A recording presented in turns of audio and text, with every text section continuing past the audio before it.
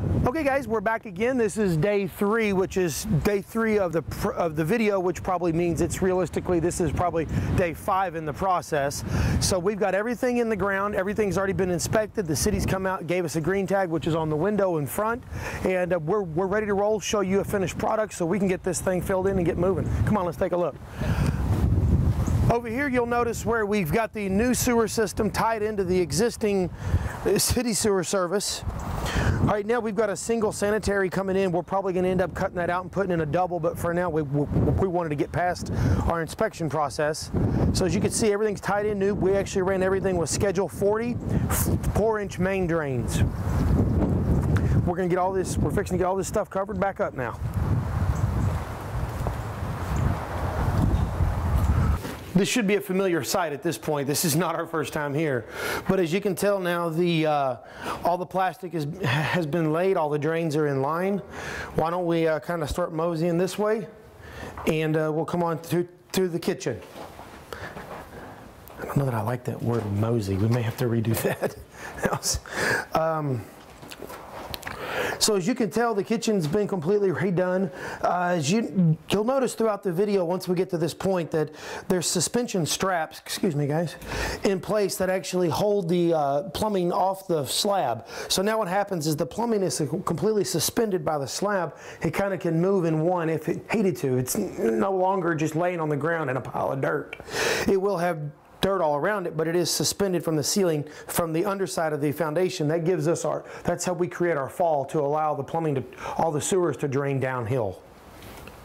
We got you saw the previous video, you saw just the hole in the floor. Now we've got our toilet flange in. So what happens here is the toilet bolts will then tie in here. The toilet will then set right on top of it. There's a little bit of water still in the tub and in the around this, because what we actually have to do, guys, is we have to fill, once we get all the plastic in place, we actually have to fill the sewer drain up to floor level. And then the whole sewer system has to hold pressure. So all the sewer lines throughout the whole house are filled up to floor level, and they all have to hold under the house so there's no leakage. That actually has to hold for 12 hours, 12 to 24 hours depending on the city, and at that point when the inspector comes out, as long as there's no water drop, then everything's sealed up nice and tight, and we can go ahead and pull the test balls out of the sewer line and call this thing good because it passed our inspections, and we can move right on down the road.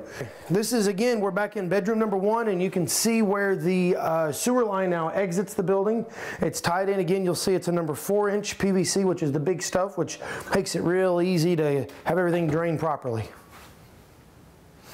There's one of our combinations. Those are commonly referred to as combinations. Now, interestingly enough, whenever you hear about the old cast iron plumbings and older, even the clay pipes and stuff, you have a lot of problems at combinations because that's where the two pipes meet, and you tend to get stuff that wants to hang up in that elbow right there. So you always hear a lot of times about there was a breakdown at the combination underneath the kitchen or things like that. That's what that's in reference to.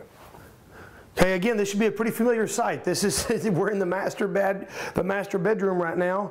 At this point, it's all getting pretty self-explanatory. You can take a look. That's underneath the hall bath with the plumbing going towards the master. Those lines you see again are the water lines. I think we've showed you that in our previous footage. The master bath has all been replumbed underneath the slab. Everything's ready to go. You could take a look. The next thing that we're going to do now is, once we get all these holes covered back in, we're then going to come in and complete the rest of the top out, which is going to mean putting in the new shower valves, putting in all new shutoffs on all the fixtures, and then getting ready to start doing the painting process and completing everything else out and getting all this stuff cleaned up. This is a prime example of why we're going through this. This is actually at the kitchen drain. So as you can tell, it's completely clogged. There's nothing going to get through there. So this is a very prime example of why we're going through the extent to do what we do. You can't even get stuff to pass through that. The only amount of water travel you've got going through, it's right there. Hey guys, we're back again. We're underneath the kitchen. Just kind of wanted to go over a couple of things with you. As you can tell, everything's been suspended. We're going to start the backfilling here shortly. What we're doing when we're backfilling is we're going to bring all the dirt back in, pack it underneath the house. If you notice right here, there is a void right here that you can see throughout the whole house if you look straight back that way a little. It's about 3 or 4 inches of just a void space.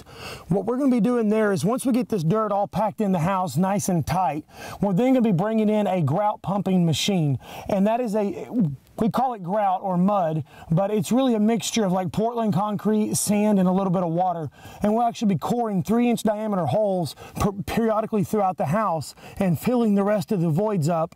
And when that stuff hardens, it hardens kind of like a concrete compound that's going to fill any voids, because if we have voids in here, you can imagine over time the settling is going to start letting it come back down. So our job is to make sure that we get everything completely done, fill all the voids so we don't have any problems down the road. Okay, now that's the proper way to go back and take care of the backfilling on these houses. Now what I want to let you know today, guys, is as I've taken you on this journey, this has been an extreme case, okay? This is not something that we will run into on a daily basis for sure, but we do have the capability of handling it when we do come across it.